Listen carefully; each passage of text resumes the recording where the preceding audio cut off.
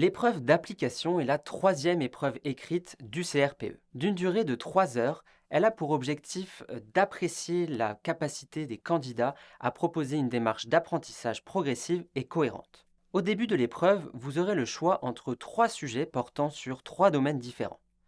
Sciences et technologies, histoire, géographie, enseignement moral et civique, et les arts. L'épreuve consiste simplement en la conception et ou l'analyse d'une ou plusieurs séquences ou séances d'enseignement à l'école primaire, donc portant du cycle 1 à 3. Le sujet a pour support un dossier comportant des travaux issus de la recherche ou des documents pédagogiques.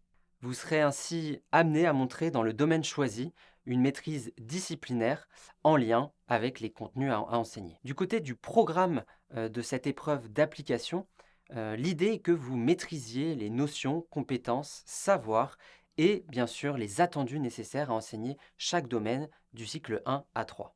Quelles sont les spécificités propres à chaque domaine? Tout d'abord, en ce qui concerne les sciences et technologies, il ne faudra pas oublier la démarche expérimentale qui est au cœur des séances et séquences pédagogiques. En ce qui concerne l'histoire, la géographie et l'enseignement moral et civique, une commission nationale choisira 2 composantes parmi ces 3 disciplines. Enfin, pour ce qui est du domaine des arts, de même, une commission nationale choisira 2 composantes parmi les 3 enseignements suivants: éducation musicale, arts plastiques et histoire des arts. Qu'en est-il en termes de points? L'épreuve écrite d'application est notée sur 20 points et a un coefficient 1. Cette épreuve écrite représente donc 11% de la note totale du concours. Attention à la note éliminatoire, puisqu'une note inférieure ou égale à 5 vous éliminera du concours.